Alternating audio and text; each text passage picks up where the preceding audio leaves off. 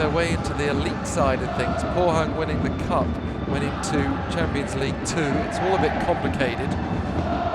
All Seoul can focus on is finishing as high as possible. Well, they may be in the mood for revenge too, after losing 6-2 last time they played Gimcheon back in mid-August. They were less generous when travelling to Pohang just before the international break, finishing goalless there, and they make 2 changes to the side that started at the steel yard. Lee Seung-mo in for Ryu Jae-moon in midfield. Gimcheon can still beat last season's 3rd place finish, as they're currently just 3 points behind Tae-Jun in 2nd. Tae-Jun play at the same time as us. A win today would just about guarantee Gimcheon 3rd as a minimum, because Pohang, who play later on this afternoon, are in 4th, and they're so far behind on goals scored.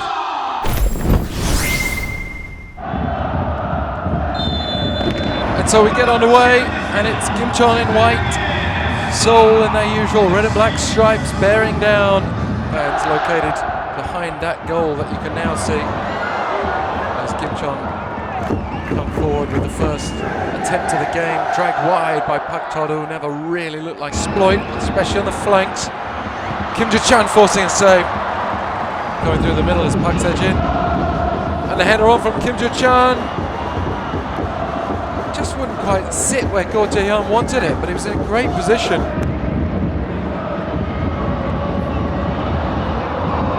Choi Young-oh.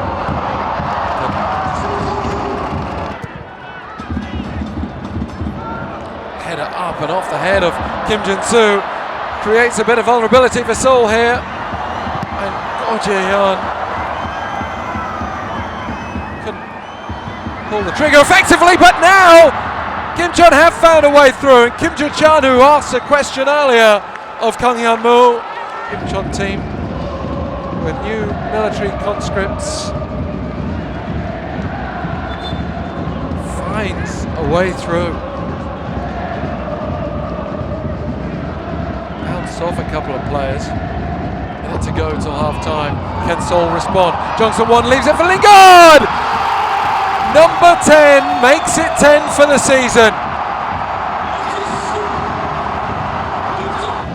Top scorer as far as Seoul players are concerned. Not outright top scorer among all the clubs, but to get into double figures from midfield, no mean feat.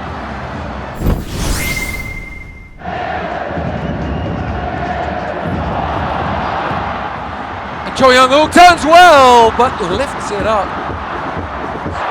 Waits maybe a little too long. Moon Sun-min though does pick it up, then back inside, and Se-Jin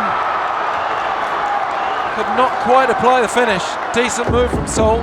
Lingard and Choi Young-oh. This is where Seoul are dangerous. Moon Sun-min. Good desperate defending from Gimcheon. So huge. Had to be timed well. As Moon Sun-min now up the other end can shoot first time, just past the far post with your right boot, and he takes it, and it's just wide the mark.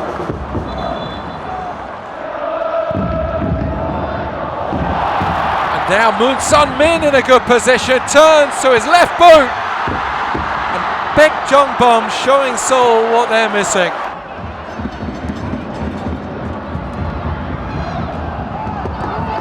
And there it is! Park Se-Jin against the run of play. Chon Byung-won, the substitute. Well, not a huge number of Gimcheon fans in this stadium. It's a relatively new club, a very new club.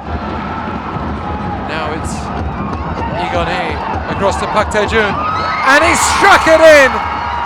A touch on the ball from Kang Hyun-moo, but 3 goals for Gimcheon and 3 points going their way for weathering the second half storm and coming back to punish FC Seoul. Yes, Tally, just not good enough. And that is it for the afternoon. Gimcheon keep alive their hopes for second. It'll go down to the wire against Tae-Jun next weekend. Finishes on the day, FC Seoul 1, Gimcheon Sangmu 3.